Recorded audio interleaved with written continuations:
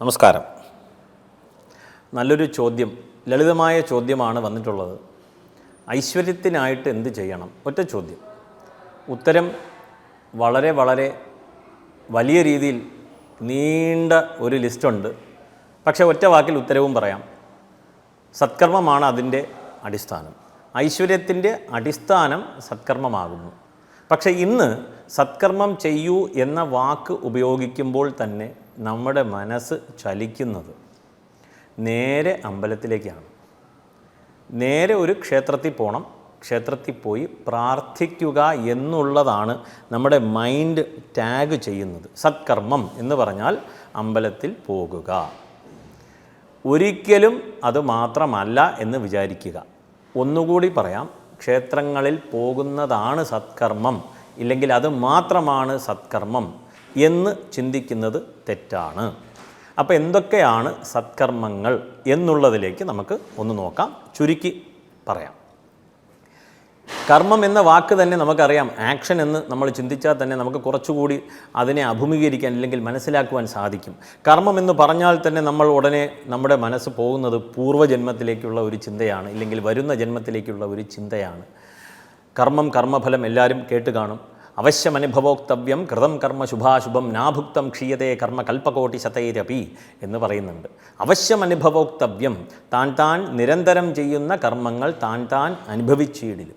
അപ്പോൾ താൻ തന്നെ അനുഭവിക്കണം എന്ന് പറഞ്ഞു. അപ്പോൾ കർമ്മം എന്ന് പറയുന്നത് ഒരു ആക്ഷനാണ്. നാം ചെയ്യുന്ന പ്രവൃത്തിയുടെ ഫലം. ഇവിടെ സത്പ്രവൃത്തി ചെയ്താൽ സത്ഫലങ്ങൾ ലഭിക്കും എന്നർത്ഥമായി, ദുഷ്പ്രവൃത്തി ചെയ്താൽ ദുഷ്ഫലങ്ങൾ ലഭിക്കും എന്നർത്ഥമായി. നാം പലപ്പോഴും നാം ഏതൊക്കെ പ്രവൃത്തി ചെയ്താലും അതിനെ ന്യായീകരിച്ച് ഇത് തന്നെയാണ് ശരി എന്ന് മുന്നോട്ട് പോകുന്ന ഒരു പ്രവണത പ്രത്യേകിച്ച് കേരളത്തിലുണ്ട്. സത്കർമ്മങ്ങളിലേക്ക് കടക്കാം. ആദ്യം തന്നെ പറയട്ടെ, അഭിവാദനശീലസ്യ നിത്യം വൃദ്ധോപസേവിനഃ ചത്വാരി തസ്യ വർദ്ധന്തേ ആയുർവിദ്യ യശോബലം. ഒരു മനുഷ്യന് ആയുസ്, വിദ്യ, യശസ്, ബലം ഇവ ലഭിക്കാനായിട്ട് ഏത് ദേവനെ പ്രാർത്ഥിക്കണം, ഏത് ദേവതയുടെ അടുത്ത് പ്രാർത്ഥിക്കണം എന്ന് ചോദിച്ചു കഴിഞ്ഞാൽ ദേവതയുടെ അടുത്ത് പോകണ്ടെന്ന് തന്നെയാണ് ശാസ്ത്രം പറയുന്നത്. അഭിവാദനശീലസ്യ നിത്യം വൃദ്ധോപസേവിനഃ, വൃദ്ധജനങ്ങളെ പരിപാലിക്കുക, അവരെ നോക്കുക എന്ന് പറഞ്ഞു. അപ്പോൾ സത്കർമ്മത്തിൽ ആദ്യം വരുന്നത് അത് തന്നെയാണ്. അച്ഛനമ്മമാരെ നല്ലവണ്ണം നോക്കുക, ജീവിച്ചിരിക്കുമ്പോൾ തന്നെ അവരെ നല്ലവണ്ണം നോക്കുക എന്നുള്ള ഒരു ഇൻഫർമേഷൻ നമുക്കിതിൽ നിന്ന് ലഭ്യമാകുന്നു. വൃദ്ധജനങ്ങൾ, മുത്തശ്ശൻ, മുത്തശ്ശി ആരൊക്കെയാണോ അവർ മാത്രമല്ല, വയസ്സായ ആരായാലും ശരി, തന്നാൽ കഴിയുന്ന സഹായ സേവനങ്ങൾ ചെയ്യുക. അത് സത്പ്രവൃത്തി തന്നെയാണ്. അപ്പോൾ സത്പ്രവൃത്തിക്ക് സത്ഫലം ലഭിച്ചിരിക്കും. തദ്വാര ഐശ്വര്യം വരും. സത്കർമ്മങ്ങൾ അനുഷ്ഠിച്ചു കഴിഞ്ഞാൽ ഐശ്വര്യം വരും എന്ന് ഇതിനാൽ സിദ്ധമാകുന്നു.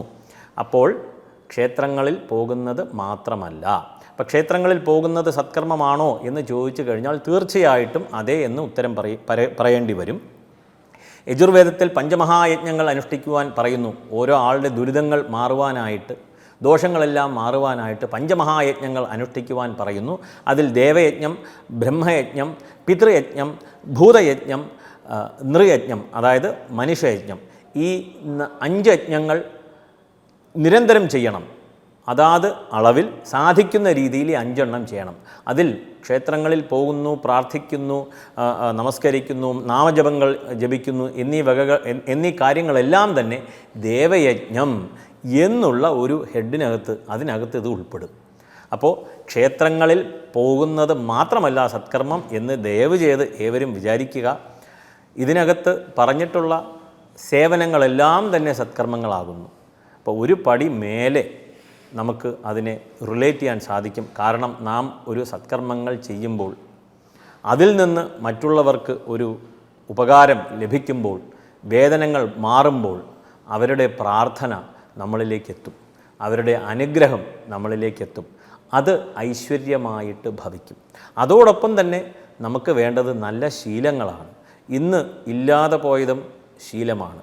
കാരണം നാം എല്ലാവരും 24 മണിക്കൂറും മൊബൈലും ഷോർട്ട്സും യൂട്യൂബ്, ഫേസ്ബുക്ക്, ഇൻസ്റ്റാഗ്രാം എന്ന് തന്നെ നോക്കി ഇരിക്കുകയാണ്. എന്നിട്ട് ഐശ്വര്യം, ആകാശത്തിൽ നിന്ന് ഐശ്വര്യം ലഭിക്കുമോ എന്നുള്ള ഒരു രീതിക്കുള്ള ചിന്തയിലേക്ക് നാം മാറിക്കൊണ്ടിരിക്കുകയാണ്. ആയതിനാൽ ഇവിടെ പറയുവാൻ ഉദ്ദേശിച്ചത് ഇത്രമാത്രം: ഐശ്വര്യത്തിന് വേണ്ടി എന്ത് ചെയ്യണം എന്നുള്ളൊരു ചോദ്യം. ആ ചോദ്യത്തിൻ്റെ ഉത്തരം സത്കർമ്മങ്ങൾ അനുഷ്ഠിച്ച് മുന്നോട്ട് പോരുക എന്നുള്ളത് മാത്രമേ നമ്മുടെ മുമ്പിലുള്ളൂ. ഏവർക്കും നമസ്കാരം.